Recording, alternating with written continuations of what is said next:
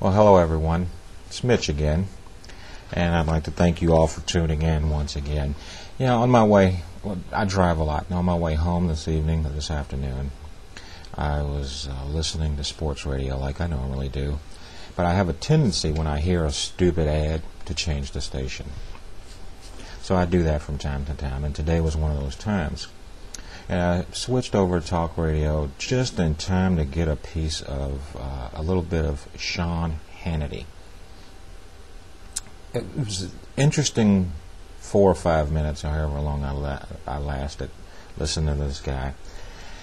And in that short time, he and a caller to his show were talking about how Democrats are for something one moment and then against it the next, which isn't true, but it's called spin. Then the example he cited was, well, the Democrats were for the war in Iraq, and now they're not, because they don't have a plan. Well, that's a load of bull.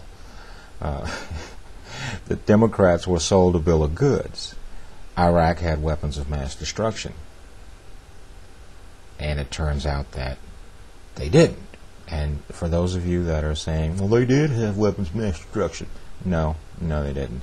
And if you will just click on the link that's in the description of this video, you will hear that come from George W. Bush's mouth.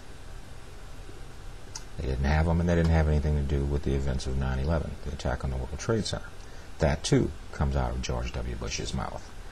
So all of you brainwashed, well, you'd have to have a brain to be brainwashed, but all of you that are sold that they did have something to do with 9/11 or that they did have weapons of mass destruction, now, according to your hero, George W. Bush, they didn't. And so why wouldn't the Democrats say, hey, why did you get us into this? And what's the plan to get us out of it? The rubber stamping of the Republicans are coming to an end. We'll see you in January, George. And then that wasn't even the best part, but the next thing he said called me to question that he is in fact able to walk upright. I mean, I imagine this boy didn't get potty trained until he was 17, or maybe he never did get potty trained. Depends. I don't know.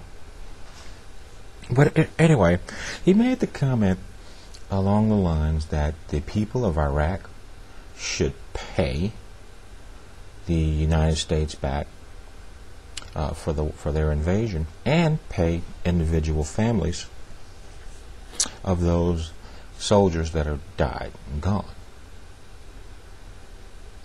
That to me is so absurd that if for nothing else alone, Sean Hannity should be put down by a vet. The United States invaded an innocent country, destroyed their ecosystem, ration their oil and gas to them, shoot them while they're on their way to day-to-day business, and they are losing women and children, and Sean Hannity thinks that they should be paying for that. Wow. So let's go attack a whole bunch of other nations that we think are under a dictatorship, and let's plunder and pillage their nation, and then charge them for it. What kind of idiot would even imagine something as stupid as that? If anything, the United States should be apologizing to these people. Now, it would be one thing if the Iraqis went on a market and say, hey, we need someone to come in and bring in peace, kick out Saddam Hussein, and stabilize our region. And they did a bid and allowed other nations to bid on it. Oh, well, the French Legion Army or whomever, they may want a contract to do that. That would be one thing. But that's not what happened here. These people were invaded over lies by the corrupt Bush administration. And Sean Hannity thinks that they should pay for such a privilege.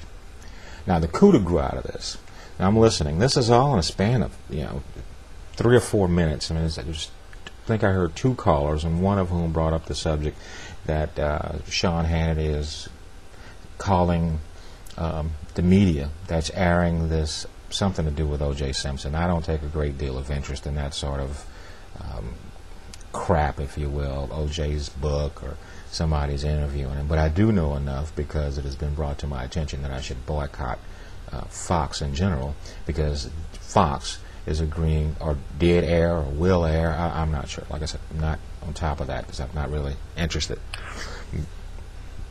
And he's complaining. Sean Hannity himself, the words from his mouth were, "This is the same media that showed Timothy McVeigh interviews, and the same media that showed Charles Manson interviews, the same media."